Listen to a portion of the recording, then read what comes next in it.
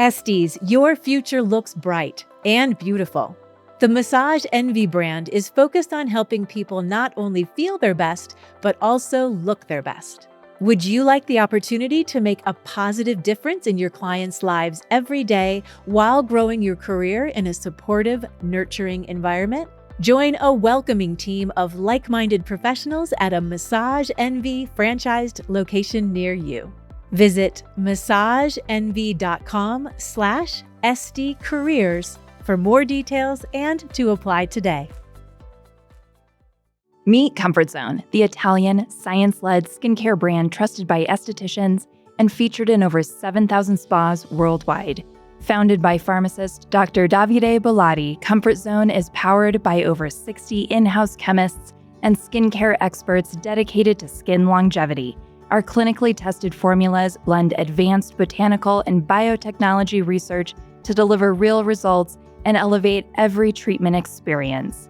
Discover more at us.comfortzoneskin.com or follow at comfortzoneskin_official on Instagram. Tizo introduces 2 new photoceutical treatments infused with antioxidants and rich in benefit ingredients designed to restore and rejuvenate skin. Perfecting Face Cream is a nourishing, multitasking rejuvenator in a feather-light, silky cream, ideal for all skin types.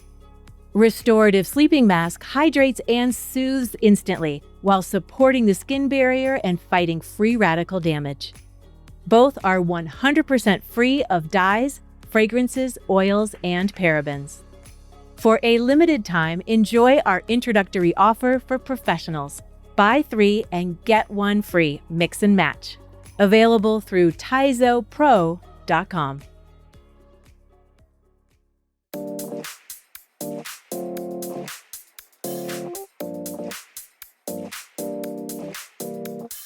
Hello and welcome to ASCP Esty Talk. I'm Ella Cressman, licensed esthetician and content contributor for Associated Skincare Professionals. I'm Maggie Staszcuk, licensed esthetician and ASCP's program director.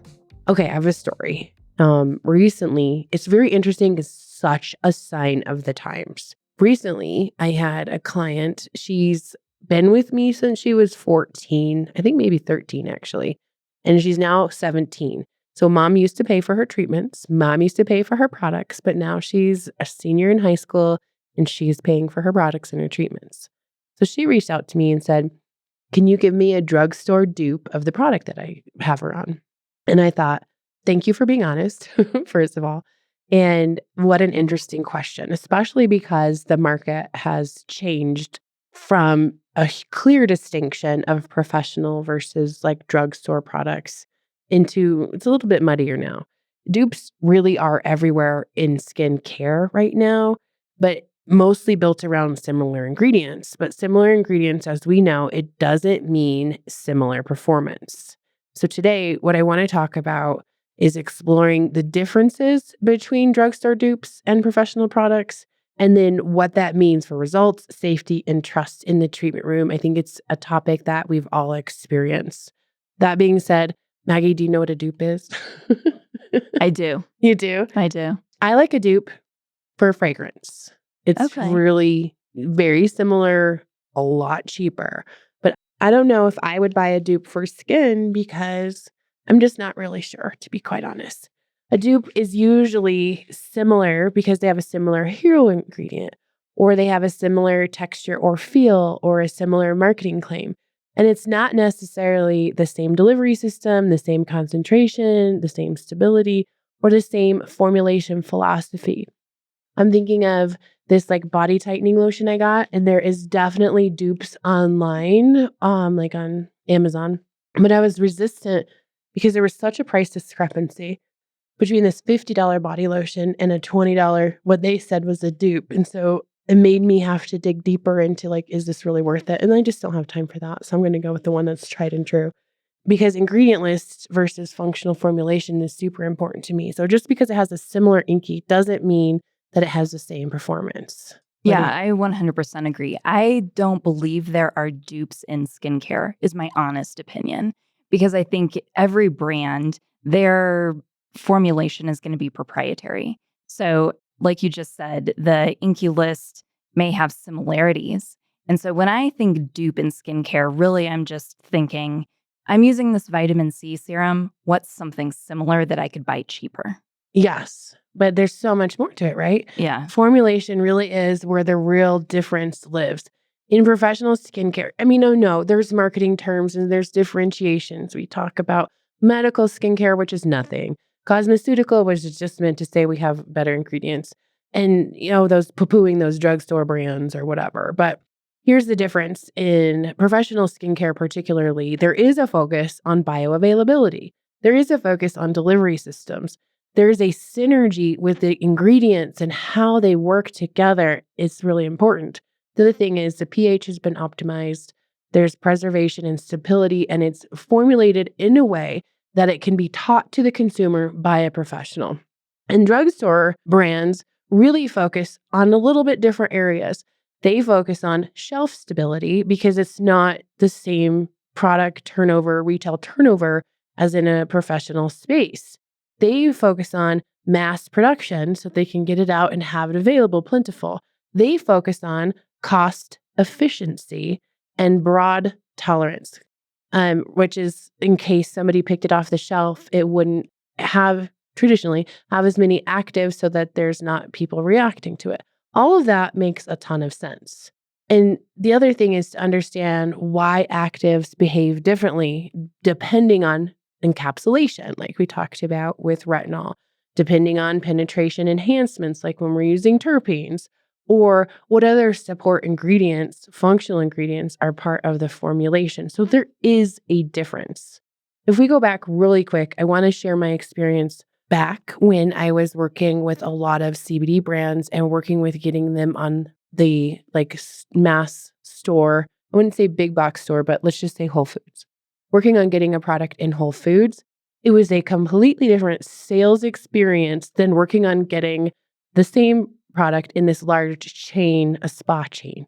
They wanted serious discounts. They wanted free product, like a lot of free product. And so to support that as a brand, you have to find ways to cut costs to be able to sell it at a certain price point. So there are, and I'm going to die on this cross, there are formulation differences between professional brands and those that you're going to find at Sephora, those that you're going to find at Nordstrom, or those you're going to find at CVS. So going back to your client who is looking for a dupe, are you able to truly find an alternative over-the-counter product for her? Over one single product? No. It was, can you find over-the-counter products that will suffice? Absolutely. But not dupes. But not complete carbon copy dupes. Not the same as like that Baccarat Rouge or perfume, and then the dupes that you get from, I don't know, I don't even know the brand names, but you know what I'm saying. Not as like apples to apples comparison. I didn't. I'm sure there's somewhere, but there's two things. Of course, people will say that they get results from the stuff that they're buying at Target or, like I mentioned, Nordstrom's, of course. So let's talk about why that happens. And then we can get to like what I did, the solution. It's really important, especially when you're talking this client in particular, this is going to influence the way she shops forever because she's young. But you also have people who come in who are attached to the products that they use and they're thinking it's a similar efficacy or they're thinking that they got a dupe. Here's the deal. Why clients say that they see some results is because they do. And it could be so many factors as to why they're seeing those results. But with those formulation differences, we can understand that there is a chance they're going to plateau. Also, there is another chance that they could experience not as much or an adverse reaction like an irritation. There is this other one that is close enough. This is really close when I'm thinking of like over-the-counter retinol-like ones. It's close enough. And that could be true. We know that we have products that are super effective because not only do they have that one hero ingredient, but they have peptides, and those peptides work really well with those brighteners, and those brighteners actually enhance antioxidant benefits. You know what I'm saying? We have to be able to explain that. And the other thing is, we know with the brands that we carry, that we're educated on, that we've researched, that we see in our treatment room, But we also see in the clients that we sell or provide to day in, day out for X amount of days a week, that there is predictability, that there is safety, and that there is long-term skin health changes. So it's the difference between a short-term glow and a long-term change would be the best way I would describe that. Do you know what I mean? Very good point, Ella. Yeah, thanks. Mhm.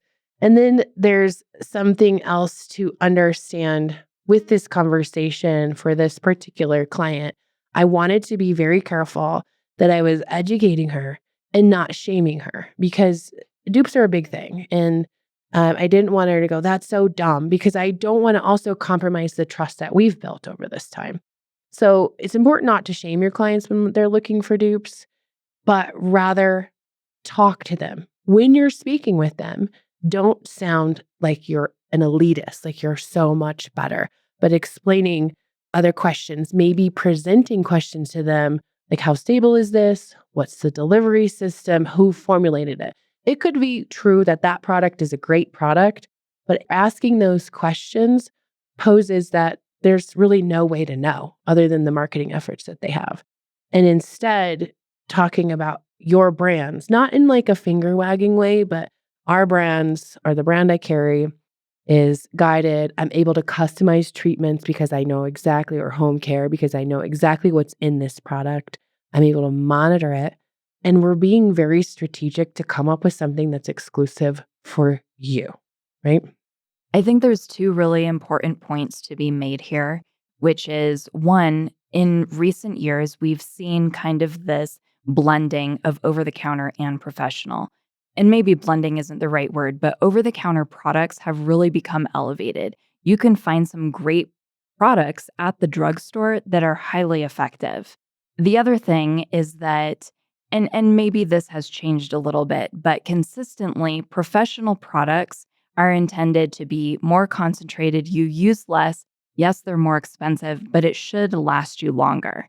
And so when you have that client that comes to you that says, I need a dupe, presumably because they can't afford the product you're trying to sell them, the conversation about really this is about the same amount of money as what you would be spending over the counter, you should be having that conversation with them. That's what happened with this client. I did my due diligence on my other end because I wanted to find her something. If I'm being honest, I really wanted to find her something that fit for her budget and for what she had, what she had. In this case, she has really bad acne, and it's reactive acne that is emotional for her very bad anxiety. So knowing her and understanding all of that, I wanted to present it back in a way that wasn't, and by the way, true to her age, she's communicating best via text. So how do I convey this without the intonation of my voice and the intention and, all those? So basically what I did for her is I said, sure, here's what I found. This is how this product works. It balances your microbiome. It has an element of anti-inflammatory. It has this ingredient, this ingredient. This is how the one that I carry works.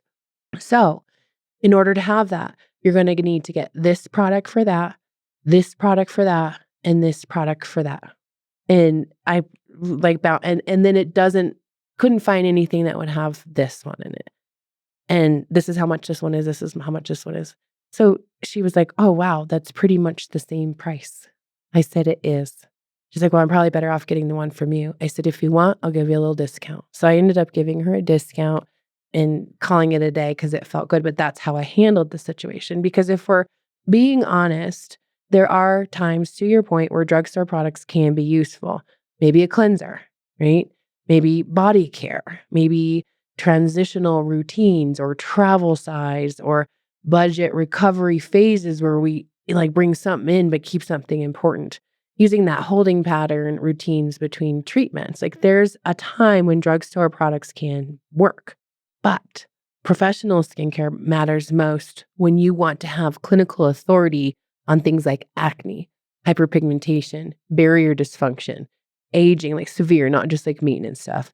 Post-procedure recovery, super important for professional only, compromised or inflamed skin, or even chronic conditions. This is really where you want to have professional stuff. So framing your conversation with that is important that's how I framed it with this client because she is acne. And now what we're working on is the after effects of that.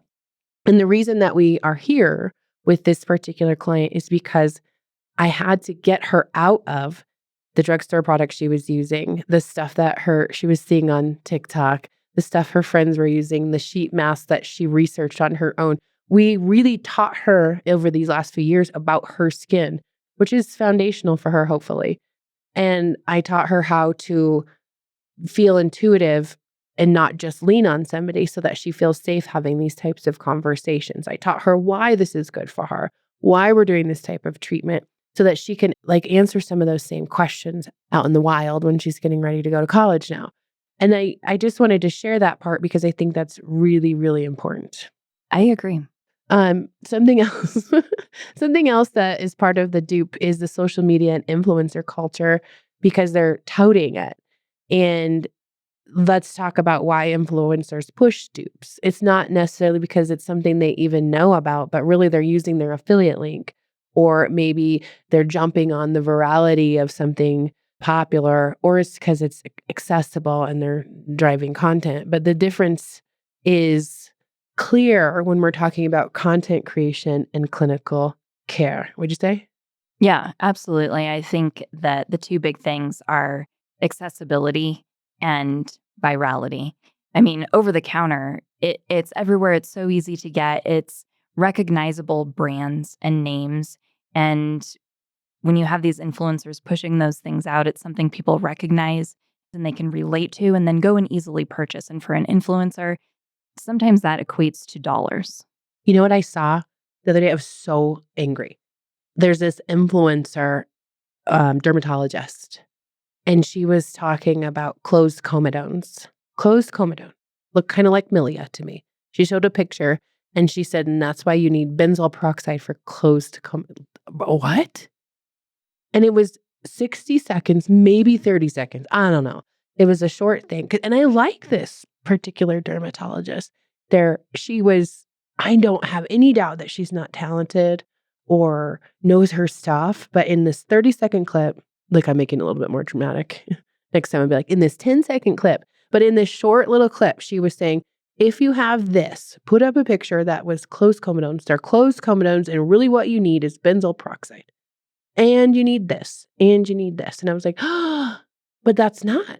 Do you think? No. And you're a benzo fan. I'm a benzo fan, yeah. Benzoyl peroxide.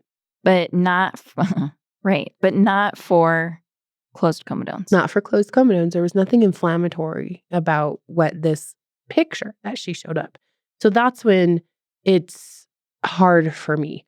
And I think this is why estheticians have to educate without competing with other estheticians.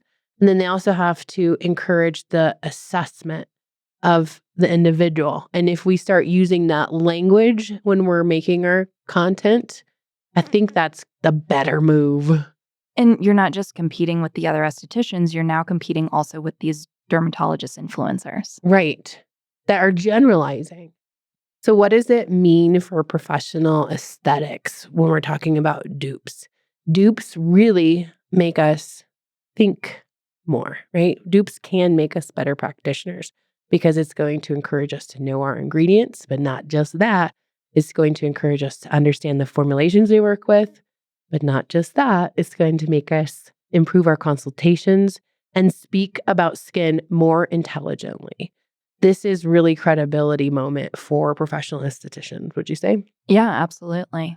Now, listeners, we really want to hear from you. Are dupes replacing professional skincare or just revealing where education is missing? Reach out via Instagram, Facebook, or send us an email at getconnected@ascpskincare.com. We want to know all the details.